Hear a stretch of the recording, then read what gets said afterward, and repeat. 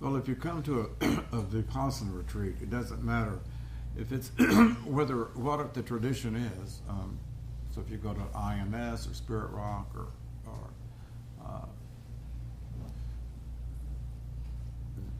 Vipassana Support Institute, VSI, Shinsen Young, the the the core teaching of Vipassana, Theravadan Buddhism, is the four foundations of mindfulness. I mean, it just is, that is just, you're not going to get away from a retreat without hearing about the four foundations of mindfulness. And so I wanted to, I think it's, and some of you have heard this over and over and over, and then a few of you haven't really heard very much about it, but I thought it would be just kind of good to take this time and just go over it briefly. We talked yesterday about a container, that a meditation retreat is a container, which is a wonderful analogy. I mean, it's wonderful because it's absolutely so true, and I hope that continues to be something that you keep in the sort of like what I call the front burner of the mind, as opposed to the back burner. Keep it to the front burner, that we're trying to really continue to hold together this container of silence and watchfulness.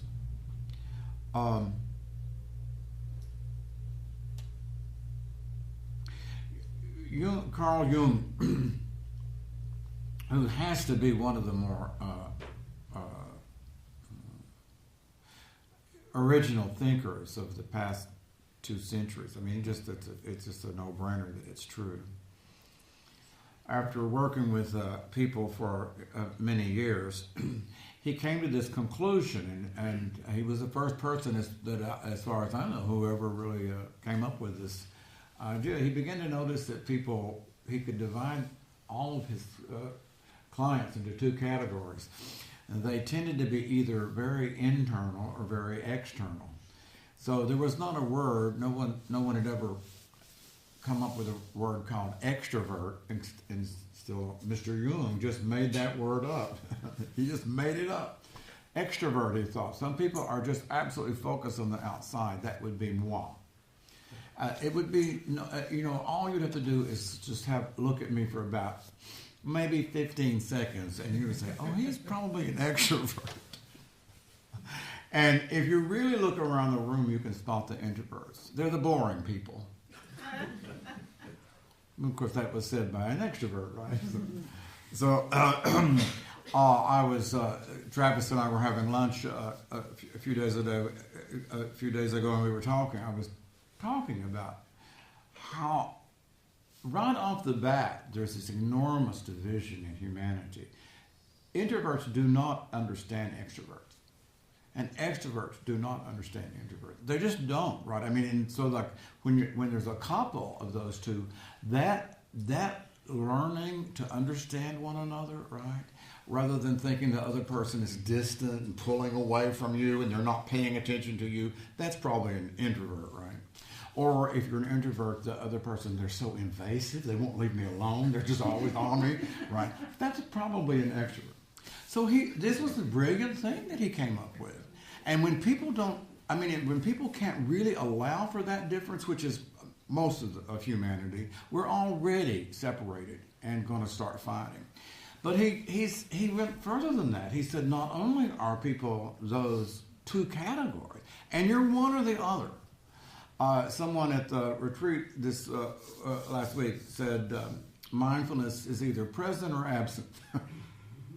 It's not like you're walking around like I'm sort of mindful. It's not really true.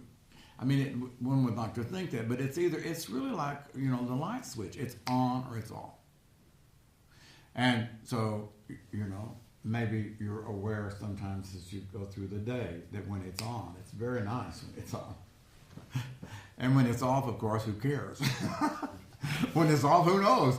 You're just, we're just living somewhat robotically. And so he said, People are introverts or extroverts, and then of course, if you're an introvert, you're a closet extrovert, meaning unconsciously So I mean, the unconscious compensates. So we actually have both going on. But he said there's another thing. What does this have to do with the 4 foundations of mindfulness?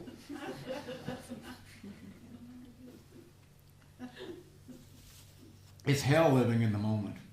So this is the thing that he said. It's just absolutely, again, it's just amazing. And I read Jung, and with the same awe that I read the Buddha. They both had extraordinarily original minds. And so he said people process, an introvert processes, or an extrovert processes, so whatever you are, you process primarily through your feeling function, or your thinking function, or your sensate function, or your intuitive function. Primarily. That doesn't mean that you don't do the other things. You have the access to other functions. But a person primarily, by the time we're formed, like by the time we're 5 or 6, we're already pretty much in that mode. You're a thinker, you're a feeler, you're a sensate, a body person, or you're an intuitive person. And then, and again, of course, it's complicated by the fact then that, again, you would be that as an introvert or as an extrovert, because they're entirely different.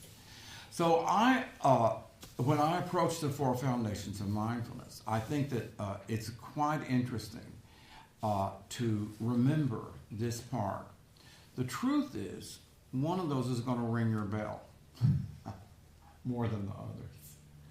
In other words, if you are a feeler, you're probably going to relate more to one of those foundations than the other. If you're a thinker, you're probably going to relate to more than all of them. So that's number 1. Are we out of time? So I've had this. This is like a wonderful just a little tiny short paragraph. Because before we get to the 4 foundations of mindfulness, and again, I'm going to remind you that I'm overlaying that idea that there are foundations or establishments. Some people would prefer that word, establishments of mindfulness. It's also been referred to as the abidings of mindfulness, the abiding in mindfulness. It's like we skipped something, didn't we? Did you notice that I skipped something? What the hell is mindfulness?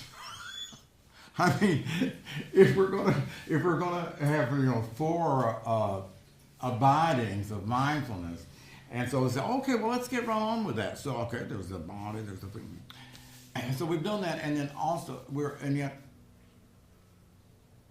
who knows what mindfulness is? I mean, to some extent, I'm going to suggest to you that I'll give you this little paragraph, which I think is absolutely wonderful.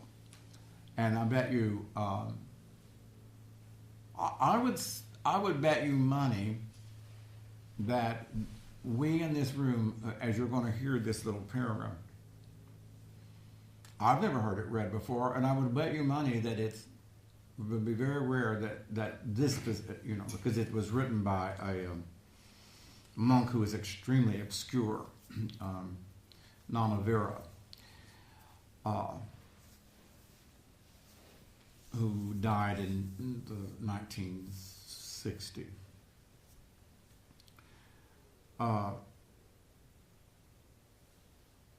So what I said just before that little sentence, I wanted to say parenthetically, it's also hell being ADHD.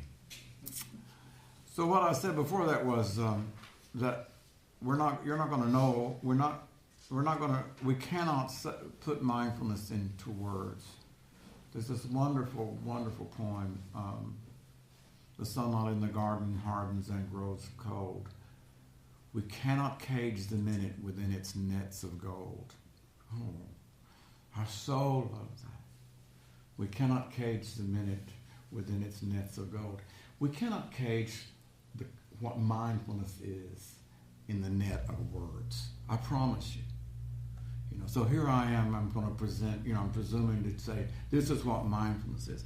But that's not what mindfulness is. It's not what my words are saying. And you will process those words, and then you'll say, oh, well, now I know what mindfulness is, and you could repeat it back. Mindfulness is an experience that you can only have. That's it, right?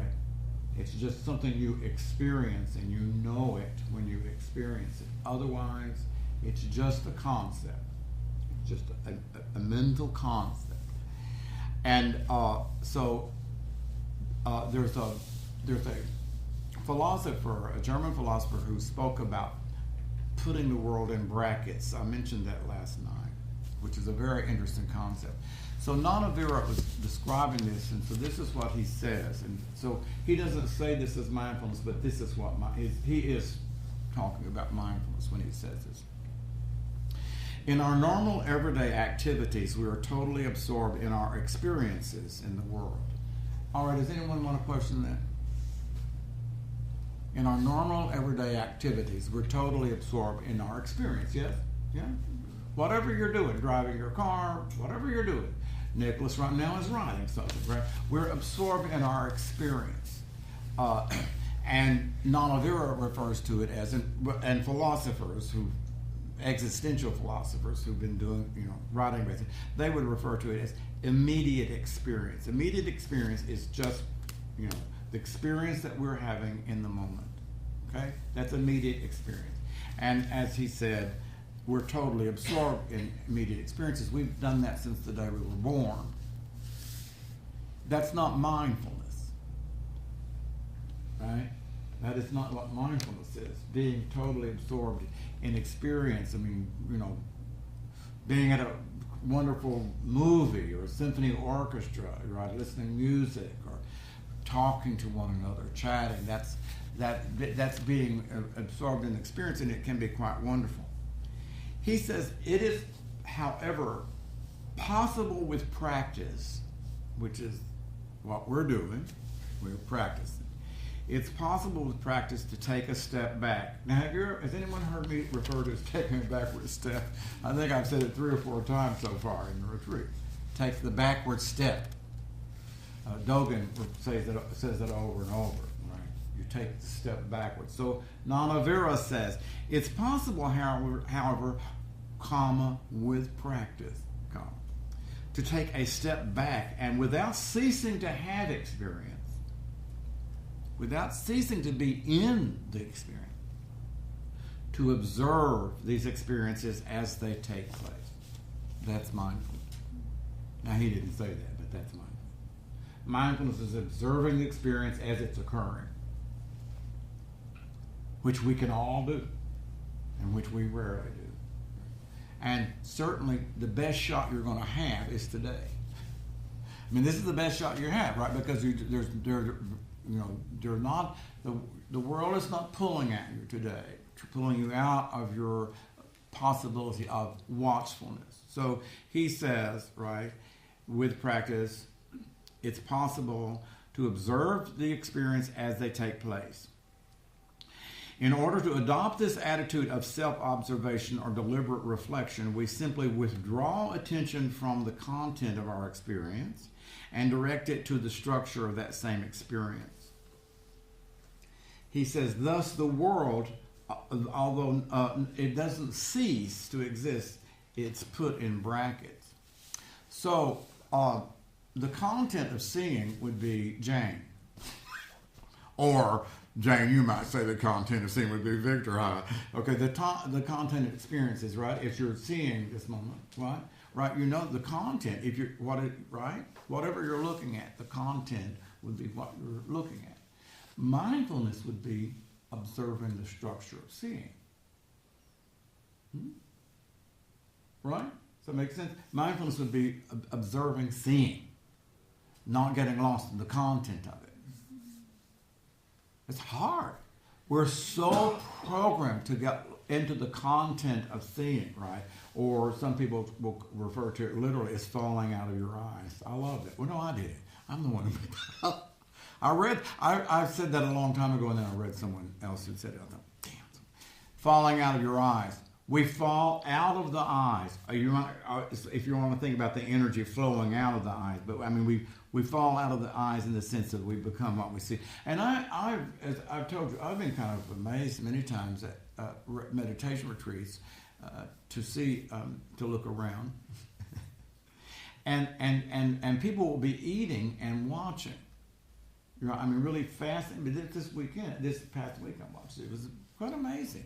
You know, so you take your food and you're actually eating, but you're not even aware that you're eating because you're really very interested in what you're seeing, or people, interesting people, what they're doing, what they're not doing.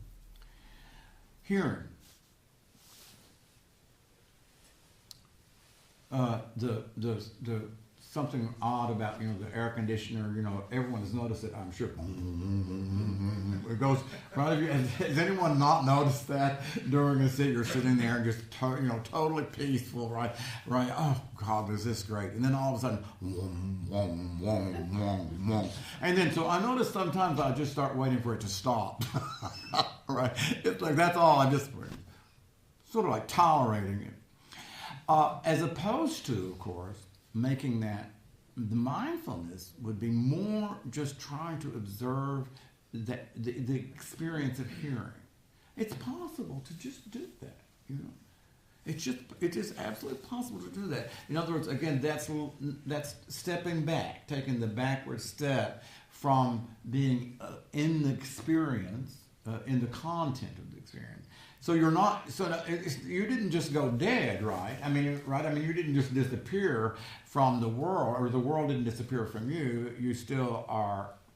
You're still alive and present to hearing, but you're not in the content of it. Now, that's a very simple one, But it can get extraordinarily complicated. I mean, right? I mean, you can hear a sound outside and start building a story about it. The easiest thing in the world to do. Somebody walks in late, and these floors are very funny. Right? I don't know what this rug is covering, by the way. What on earth is under this rug? But I mean, every step you take, it's like I had this. It's like different blocks or something. Right? All right. So how easy it is to start making a story about that. So, as I'm trying to process what you're saying, I see kind of two levels going on, because oftentimes you'll hear a sound and it's like it provokes a thought. So you have a thought and you just let that thought go. That's one level. And right. Then the other level that I'm seeing is then you try to, try to process or try to understand that. What you're hearing, are those two different things going on? Well, there are two different things going on, and there's in theory three different things, right? Because Nanavira says that you can reflect on the experience. Okay. That's mindfulness, but you have the capacity to reflect on the fact that you're reflecting. There are just different layers. So that's kind of what I hear you saying too. But for sure, it is.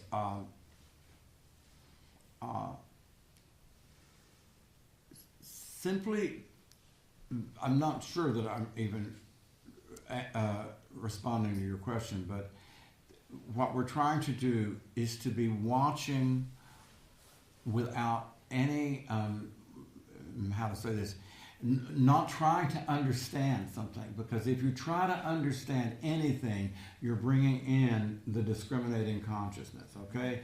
So, I mean, because I heard you say the word understanding, but you're just simply trying to observe from a pure watchfulness position. It's almost like just observing your thought too. Absolutely. Okay. If you just observe a thought, it can't survive. Okay, exactly. Okay. It will disappear, but it doesn't disappear because there's been this thought, or in the thought, I've got to get rid of this thought. It disappears because it doesn't have any support. Right. Nothing supports it. There's something that has to happen to support or to keep thought going, and so it is. And again, it doesn't. So it's almost like it can't survive without the air of the. The ego is almost like air for the thought. Without that, then the thought will disappear. So I'm going to. Oh, it's time to end. I'm going to do the. I'm going to talk through the 4 foundations. But I wanted to say that to go back and remind you that without some basic sort of approach to what mindfulness is, then it just all becomes, it's just words and concepts, and it's really rather pointless. And then you're putting thought on top of thought on top of thought in terms of thought about this is what mindfulness is, and then mindfulness is watching this, and so it's none of it is real experience. So I just would invite you to as we continue to go through the day, this idea of reflecting on experience as it's occurring, reflection in the sense of like, the moon being reflected in the water. I'm not talking about reflecting in the sense of thinking. I'm not talking about reflection in that way. Oh, I see, well, this is what this is, I'm walking, right? But reflection in the sense of this silent watching on top of the immediate experience. You can't do that without stepping back from it. It's just not possible. Now, you introverts have an advantage over us extroverts because you all already, to some extent, have an ability to sort of to be reflecting. But I suspect that's true. The introverts have a certain advantages, but then we have other advantages. We're much more interesting. We extroverts. You go to a party. I mean, the introverts do not do well at parties, right? So you may have some advantages in terms of mindfulness, but you don't do well at parties, and we extroverts do extremely well at parties, right? The Super Bowl party coming up, friend. So, if you are there's some. Nana Vera says, you excuse me for watching this because I am not going to go over.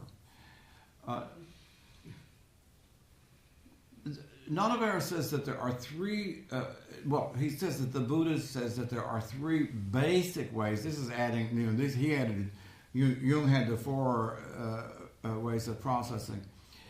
The Buddha had 3 interesting ways to describe people who have achieved tremendous levels of meditation.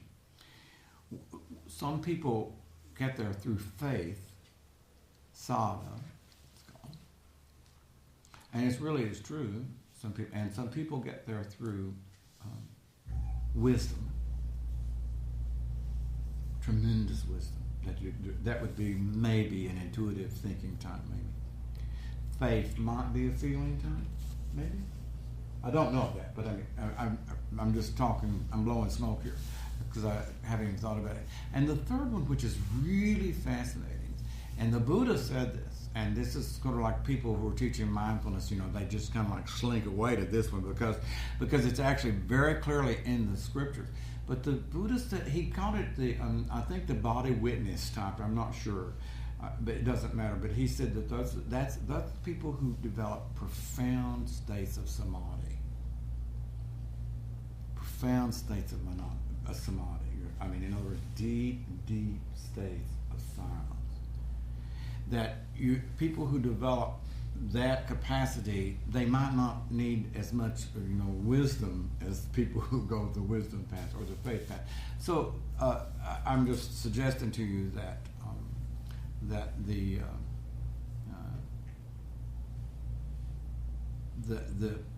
practice of just deep meditation is actually another path that's not exactly the same as the practice of mindfulness. There's those 2 poles in the scriptures: the mindfulness and then samadhi. So the first foundation of mindfulness. And so now then let's go back, and so we're being contained. We're being contained by these. Mindfulness is going to be contained. There are 4 abidings. So the first one is the body. So a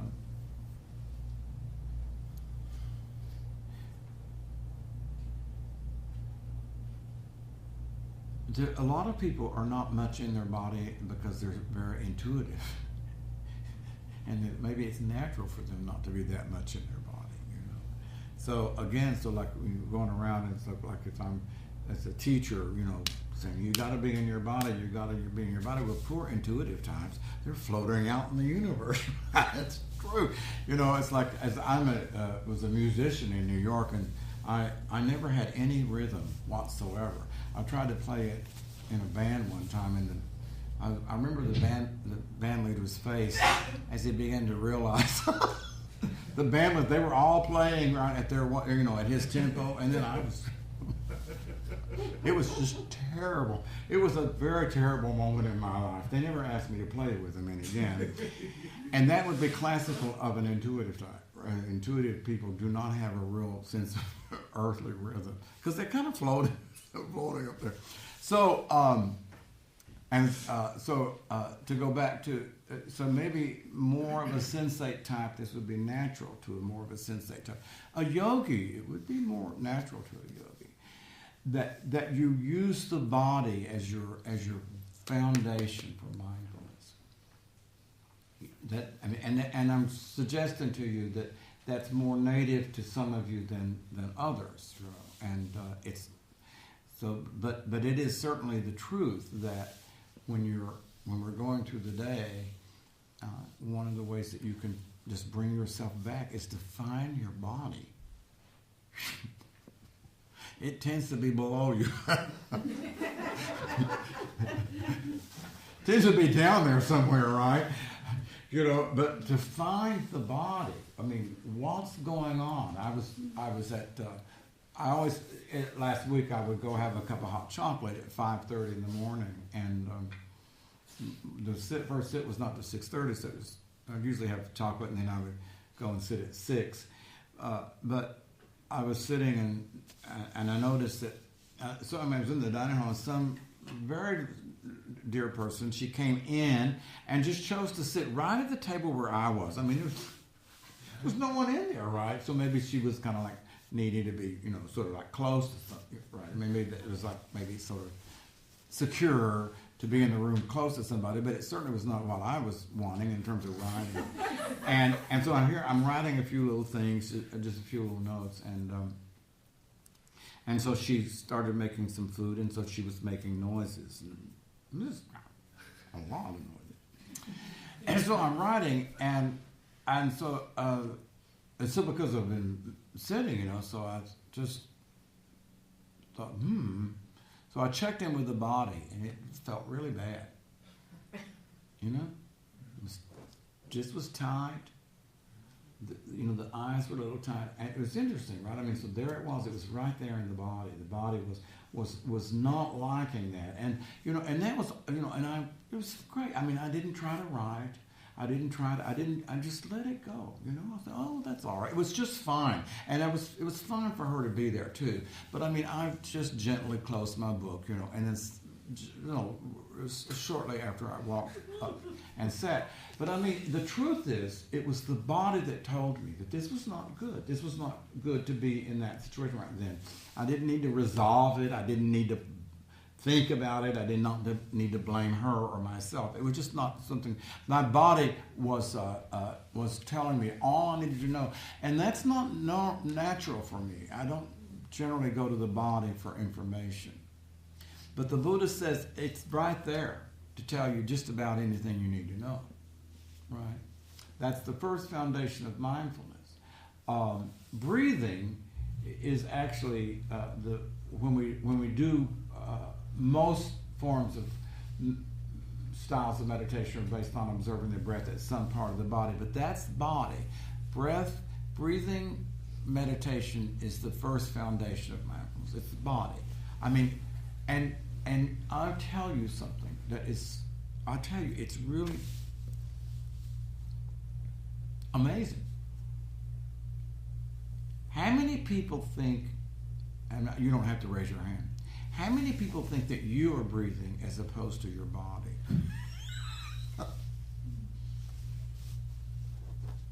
think about it. Or maybe I should say, don't think about it.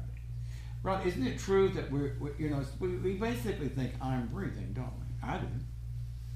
You're not breathing. Your body's breathing. I mean, if you were breathing, you'd stop when you went to sleep at night, and then you'd die, right? We'd all die when we fell asleep at night. Because then, how's the body going to breathe? If I fall asleep, what's the poor body going to do? It's going to quit breathing, obviously, right, and die. The experience of watching the breath from the standpoint of that it is the body that is breathing is very profound. It's a very profound insight to suddenly realize, oh, whatever that word I is, K or whatever, or Nicholas, whatever that word I is, basically it's watching, it's watchfulness. And, it's pretty dumb to put Jane onto the word watchfulness as far as I'm concerned. I mean, right, to limit the word watchfulness to a little name, just think about that. That's pretty limiting, right? It's watchfulness, watching. And so when you get a little bit less and less and less and less of Jane or Mary, when you get less of that, right, and you get more of it as watchfulness, then there can be this separation where there is this watchfulness of the body breathing, which is amazing. So that's the first foundation. The second foundation would go right. So that would be Jung Sensei type. It would be the yoga type. It would be most musicians. It's probably why I didn't make it as a musician. The second one would be, according to Jung, would be the feeling type. And Jung would say that a feeling type will walk into a room and can really scope it out by their feelings. This feels good. This feels bad. Now, the Buddha added a very crucial aspect to feeling, which I'll say, but some of you, there's more than one of you in this room who processes basically by feeling. And meaning that it feels right, it feels wrong, it feels good, it feels bad, it's accurate and it's intelligent. I think I can walk into a home and tell if it's a feeling type. I mean, I can basically tell. You walk into a home where the person is basically a feeler. It's so the home will feel very receptive, basically, right? Like I think if you walk into well, never mind. But certainly if you walked into a thinking type, you probably see a lot of books, wouldn't you? But a feeling type will you'll be able to experience them through their surrounding. The Buddha said that, and so you've heard me say this over and over, and I'll say it one more time. You're feeling something this moment. Robert, what are you feeling? You're feeling positive, negative, or neutral. Right this moment. And you know what? It changed. You felt something different. The truth is, it constantly changes every moment. Your body receives all of these sensations, right? Or it processes all of these sensations. That's physical. That's matter. The mind interprets. The mind interprets what the body receives all these vibrations. We walk to breakfast. I mean, I think probably almost everybody. How many people had a negative feeling, Tom, walking to breakfast? Right? I mean, probably not many. I mean, it's just, to me, it was just beautiful. I mean, the view, the feeling. It was quite beautiful. So we were all, most of us, some of you thinking types probably were too busy, going into philosophy. So,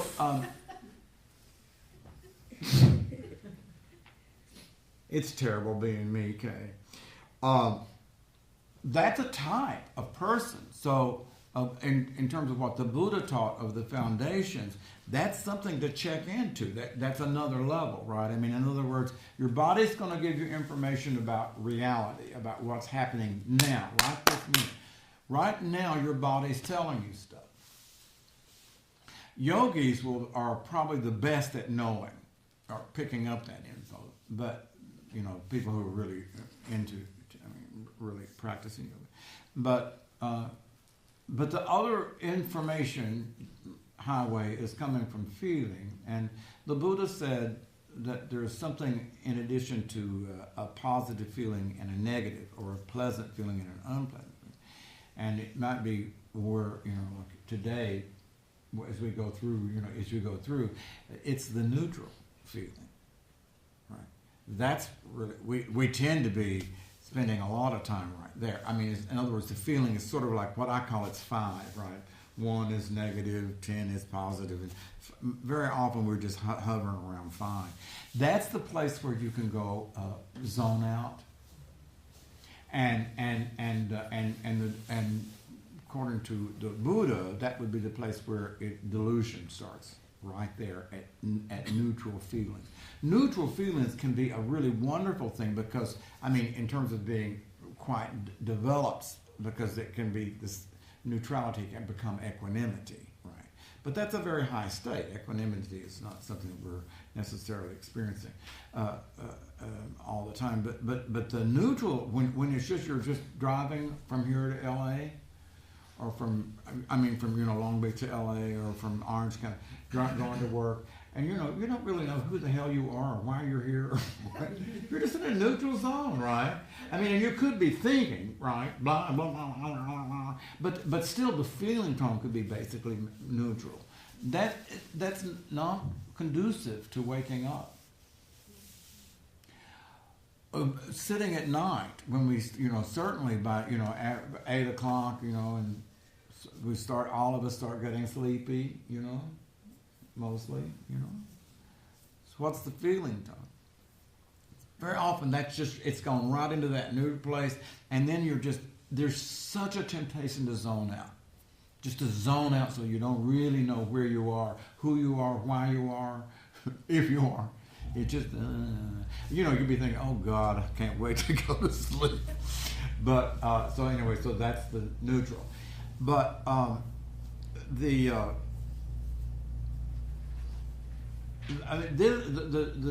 feeling, abiding in the process of feeling is, you could do that all day. You could make that, you could make your object for, like 1 hour, one meditation. Just think about it just at lunch. Say, okay, well, you know what? I'm just going to make feeling the second foundation of mindfulness. That's going to be sort of like, I'm going to just explore that. Just think about that. It's hard. Because what happens is you go into neutral and then zone out, right? And then 45 minutes later you say, oh, what was I doing? What was my job? But you could also, I find it very helpful in eating, meditation to make the first foundation of the body, and just to be aware of the sitting posture, the feet, right? Just being aware of sitting in the chair as you eat.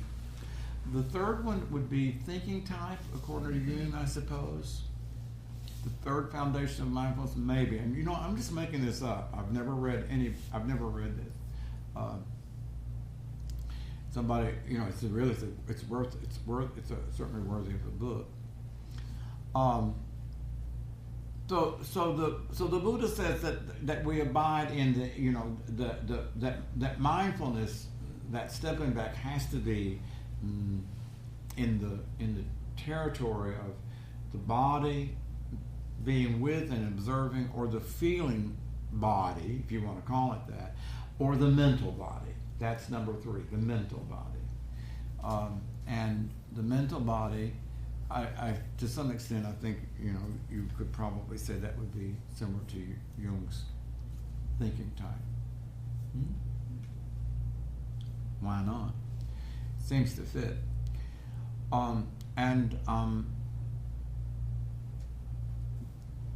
I think that's typically, as you approach the foundations of mindfulness, observing the mind itself is the hardest for most of us. I suspect for a few people it's not hard, if that's just your native land, right? If it's natural for you to be there watching the mind itself, it wouldn't be that difficult. This is really I said this to Daniel, I think, maybe, I forget who I said it to, but that was really the whole meaning of when I came up with that little t-shirt slogan, "It's your mind, stupid." I mean, that was no joke, right? I mean, I certainly wrote it back during the Clinton years when said it's the economy is stupid, but the idea of "it's your mind, stupid," it's just kind of a joke, but who walks around thinking about their mind? It's easy to say I have a body, isn't it? I mean, that's right. It's pretty much there. If you ever had a toothache, you've got a body. But the truth is, we're very, very, very. We don't like looking or thinking about the mind. It's very fascinating. I much prefer that it's Victor. Rather, that's kind of nice in some way. I mean, to say that it's the mind, there's something about that it's unsettling to the ego. It really is, If I accuse you of having a mind, you say, "What? What do you mean I have a mind?" But really, the Buddha said you're a mind and a body. Well, that's kind of reductive, isn't it? I mean, how dare he? You're a body and a mind. He didn't say you're a body, a mind, and a person. He didn't say that. He said you're a body and a mind. And that can be so depersonalizing that, particularly for us in the West, that can be a little threatening. But in truth, it's not threatening at all. And the fact that you say that you're a body and a mind doesn't mean that you're not that you don't exist. So for me, over the years, as I've gotten slightly older, I don't appreciate that laugh. So when I say slightly older, it's like I'm slightly over 50 now. I'm more and more and more find sitting to be watching the mind. It just more and more, it's like that just becomes more and more natural. That's the third foundation of mindfulness, watching the mind. When you have a thought, you could say that's either me or that's the mind, right? When you have a thought, when there's thinking going on, right, to the degree that you identify with that as me, Robert's thinking this and this and this and this, it's very hard to see that as that's just the mind. It's just the mind. That's all it is. It's the mind. And so, for me, observing thought has become really maybe what is most just interesting to me. I've noticed on this retreat, I usually go very silent on a retreat, very silent. And it's been really interesting, this experience watching, because teaching, I watch the mind constantly come back to, well, this is what we'll do at the next sit. Well, this is what we'll do at the next sit. This is the poem that I'm going to read at 4 p.m., right? It's just relentless, right? And then, whoops, right, I'll catch it suddenly, right? And it's kind of like very nice. I mean, I catch it and just pull back. And, oh God, there it is again. It's just doing its thing. Bless its little heart. It's just churning it out. And I don't terribly much. I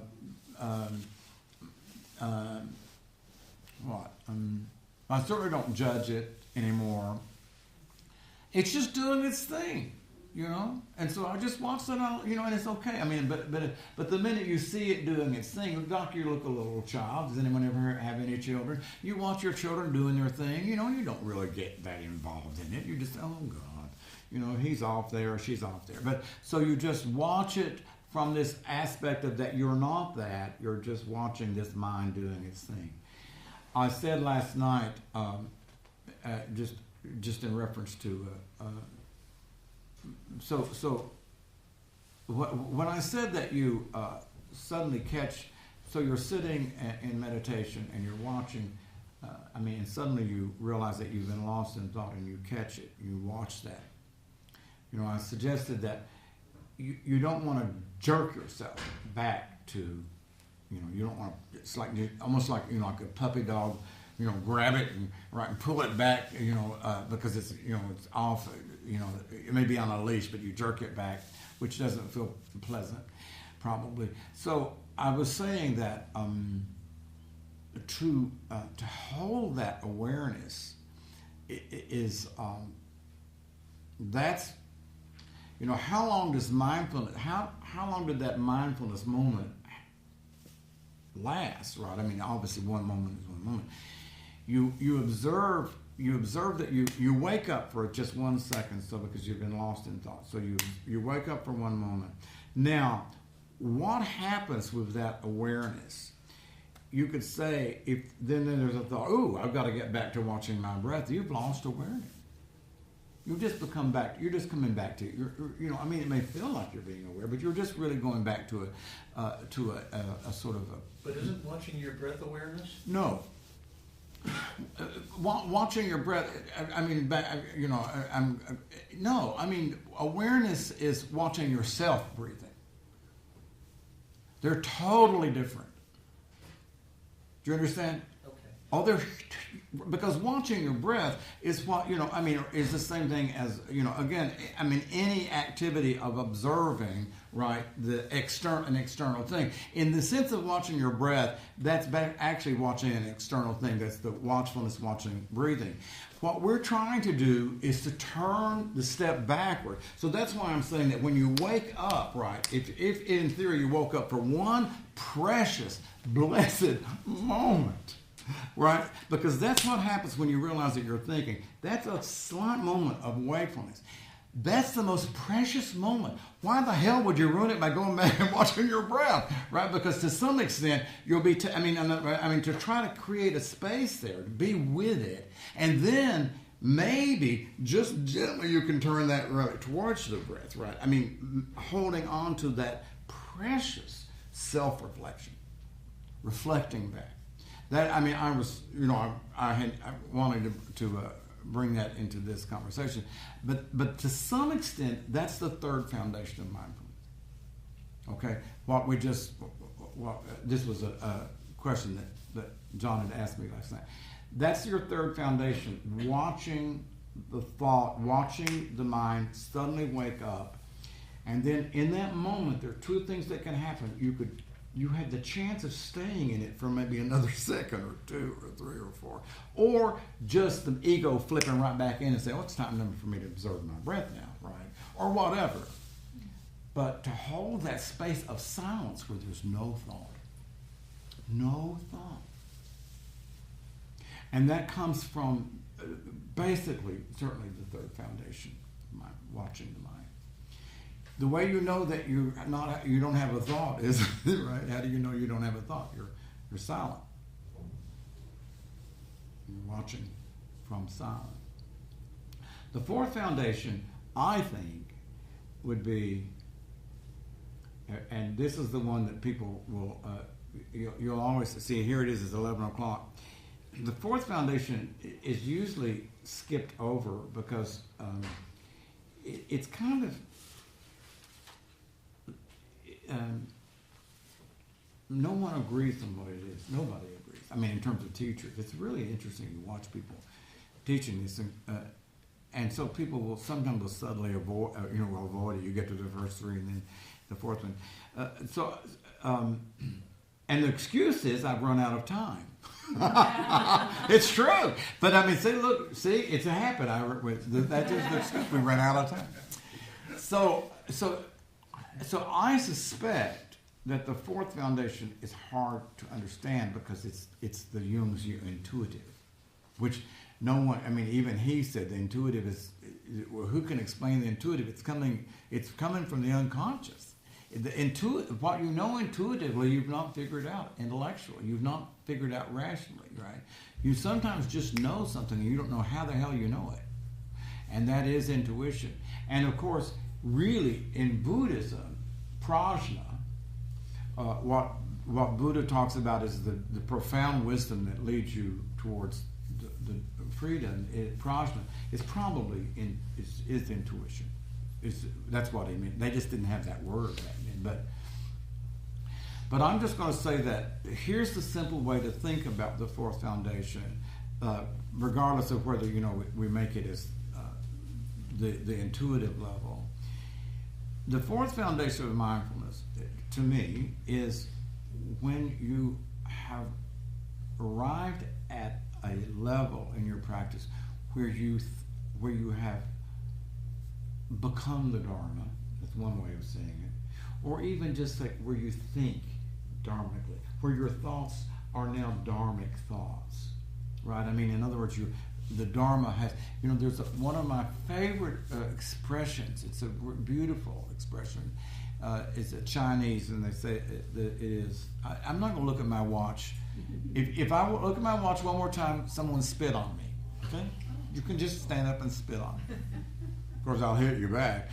The wise enshrine the miraculous bones of the ancients within themselves. Whoa. That's very profound. The wise enshrine the miraculous bones of the ancients within themselves. What that's saying is that you have become, there's one expression that says that the Buddha became the Dharma. And then he said himself, supposedly, he said, when you see me, you see the Dharma. That's really very interesting, right? When you see me, you see the Dharma. That was not an egotistical statement. He's saying that's all that's left here. There's no me. There's just Dharma, whatever the Dharma is. Okay, so what I'm suggesting to you is that when you are walking around and, for instance, you are, it's 9:25 and you're screaming, your body is screaming, if he doesn't ring that blessed bell, I will just take it and cram it on his head, right? So you're sitting there because your bones are aching, your breath is, you're hyperventilating, you're tired or whatever. And so then let's just say that you all of a sudden said, so let's just check into the first foundation here. So, my body feels like, hammered shit. I said it. So then you check in with your feelings. What were your feelings? What's your second foundation going to be? Unpleasant? You're going to be feeling in the second. So you check in there, the second foundation is unpleasant. Third foundation, what's the mind? It'd be called constricted. The mind can be expanded and it can be constricted. Mindfulness can be present and it can be absent. That's all the third foundation, right? The state of mindfulness, the absence, that's the third foundation. Right. So negative thoughts in the brain, in the mind, that would be, at night, so then, let's say that you're sitting there and you're really at some point you just thought, so you got angry with the teacher, right? You're sitting there and he's just talked all day long. Will he ever stop talking? He's probably going to read another poem right now. And it's probably going to be long. I ought to go to bed. So that would be the content, but the other part of it would be that negative thinking. Coming from negative feeling, coming from negative body. What would be the fourth foundation? What would the fourth foundation be?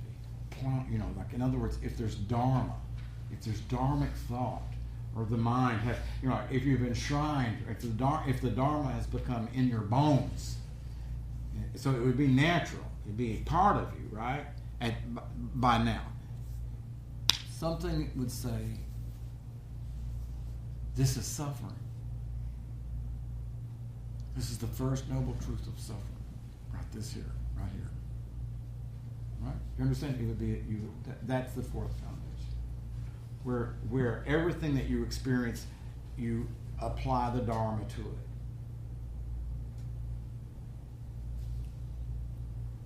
If the Buddha says that we suffer all the time, as long as we cling to anything, you cling, you're going to suffer, right? That's the teaching. So then, the moment when you're experiencing the reality that, it's not somebody else that's suffering, it's you. Right this moment, you're suffering, I'm suffering. That's the fourth foundation. I mean, but it's not only suffering, but I'm simply saying all of the teaching of the Dharma, right? I mean, all of the teaching of the mindfulness and awareness and all of that is the fourth foundation. And that's why I say it's very hard. That one is the most difficult to put into words. But it's interesting because why wouldn't it be? If it is really basically that the deepest, the most intuitive level.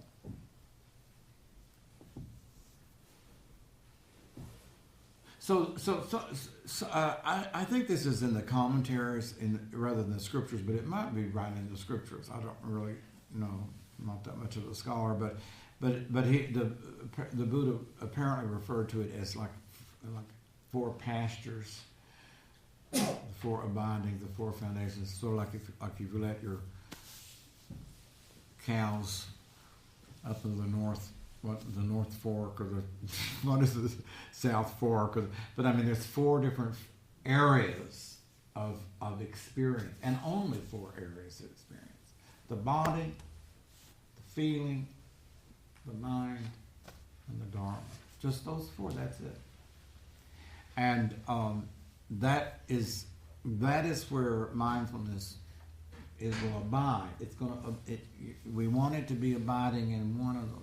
So as we go through the rest of the day, I would invite you to really make this sort of, make this sort of like your north, the compass going to the north. What area of mindfulness am I presently, challenged to look at? Body, feeling, mind, or the Dharma itself.